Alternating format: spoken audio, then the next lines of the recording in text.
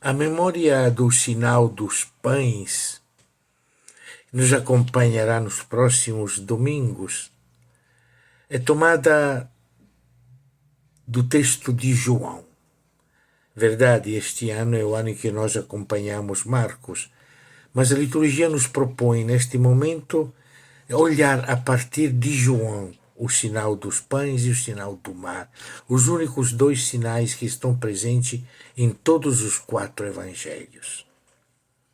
E por quê? Talvez porque esta narrativa de João é destinada à terceira geração. Estamos no fim do século, passaram já 70 anos. As comunidades de João, do mundo grego, cultural grego, não conheceram Jesus, já morreram vários apóstolos, morreu Paulo. Esfriou primeiro o amor. João se apercebe que precisa relembrar a esta terceira geração e as nossas, as futuras gerações, o que significa realmente o sinal dos pães. E eis que então ele pega a narrativa de Marcos, mas faz algumas modificações muito importantes. E nós sabemos que cada modificação significa uma preocupação teológica, uma preocupação pastoral muito importante. A preocupação do evangelista não é contar uma história como aconteceu, é fazer dessa história uma realidade viva e presente. Por isso temos que dar uma olhada com atenção a estas modificações, porque aí está a mensagem que João quer deixar às futuras gerações, a terceira geração em diante. A primeira mensagem é que era próxima a Páscoa dos judeus. É Páscoa, uma festa importante para os judeus e que estava se tornando importante também para os cristãos, mas que estava correndo o risco, que já foi detectado pelas comunidades de Lucas alguns anos antes, de ser reduzida a uma grande celebração, um rito bonito, cheio de alegria, de festa, de aplausos, de cânticos, mas ficar por isso mesmo. Por isso que essa festa, Jesus está no monte, sentado junto com os seus discípulos. Entre estes discípulos, 2 protagonistas que são protagonistas em todo o Evangelho de João, Filipe e André. Os únicos 2 discípulos que têm nome grego, que representam as comunidades gregas, que representam as outras comunidades não judaicas. É a estas comunidades, as nossas comunidades, que para nos pôr à prova, para nos experimentar, para ver de que tipo de gente somos, para nos pôr à prova, é Jesus que nos pergunta onde vamos achar para comprar, para dar de comer a essa gente que está precisando.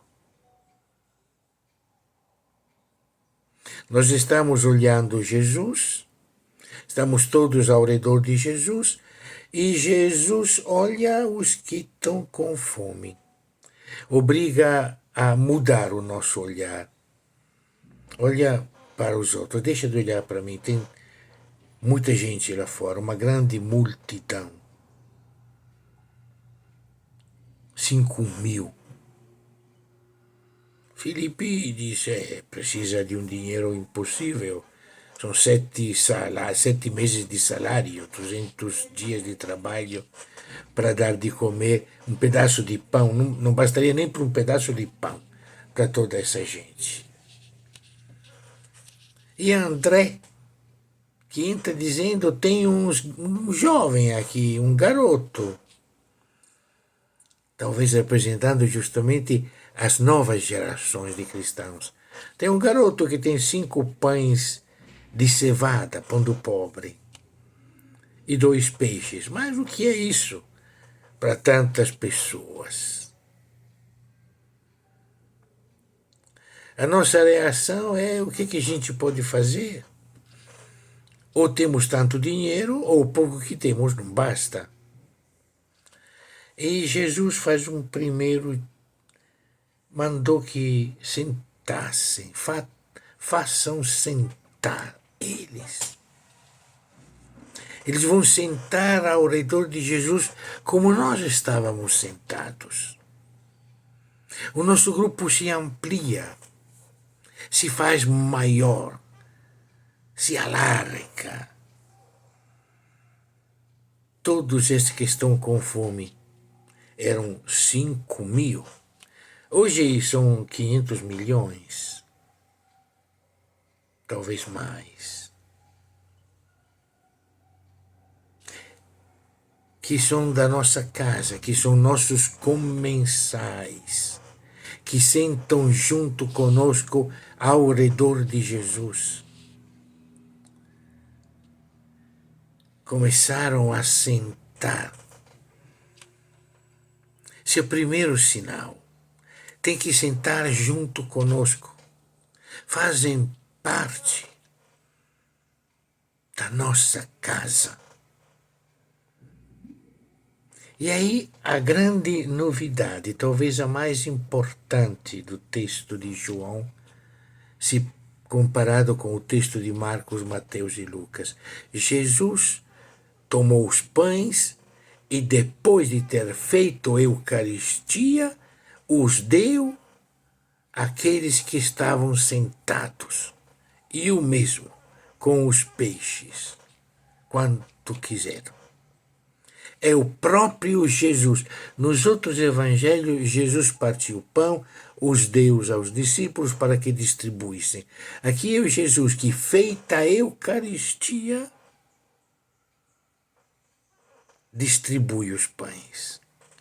É o próprio Jesus sujeito da partilha, da condivisão dos pães e dos peixes a todos aqueles que estavam sentados. E nos deixa claro o que significa celebrar a Eucaristia. Não podemos celebrar só um gesto ritual. Como é que podemos celebrar a Eucaristia? Como é que podemos comer o pão nós sentados ao redor de Jesus sem pensar nos milhões que são nossos irmãos, que deveriam estar sentados conosco, que deveriam poder comer conosco dos nossos pedaços de pão também? Não dá para dividir o sinal da realidade. No fim do século já estava acontecendo isso. As comunidades se contentavam com celebrar o rito. Os pobres, os escravos, isso faz parte da nossa realidade. O que podemos fazer? O que eu posso fazer? Nossas perguntas, sempre a mesma. E Jesus diz: faz com que eles sejam da tua casa, faz sentar junto contigo e depois reparte. E aqui vem mais uma novidade muito importante. Depois de ter visto este sinal, o povo diz: este verdadeiramente é o profeta que vem ao mundo. Mas Jesus, sabendo que vinham para prendê-lo e fazê-lo rei, se afastou novamente sobre o monte, ele sozinho. Parece que eles entenderam tudo. Este é o profeta que deve vir ao mundo, mas não entenderam, não. Chamam de profeta, mas quer que ele seja rei. Qual é a diferença? É grande a diferença. Ele é o rei, ele é aquele que deve resolver os nossos problemas, ele é o responsável pela organização política, ele deve dar conta dos pobres. Ele é o rei que vai encher nossas barrigas. Dizemos que ele é profeta. Profeta é aquele que nos mostra o caminho, que nos diz agora é com vocês. Profeta é aquele que diz, são vocês que têm que dar. Não, nós queremos um rei que resolva. É um Deus milagreiro, um Deus mágico, que resolve os nossos, do qual nós somos o centro desta religiosidade. As minhas necessidades, os meus desejos, rezo para que Deus faça aquilo que eu preciso. Enquanto Jesus nos diz, tem tanta gente lá fora, como é que vamos dar de comer para eles? Celebrar a Eucaristia é pensar naqueles que não têm o que comer.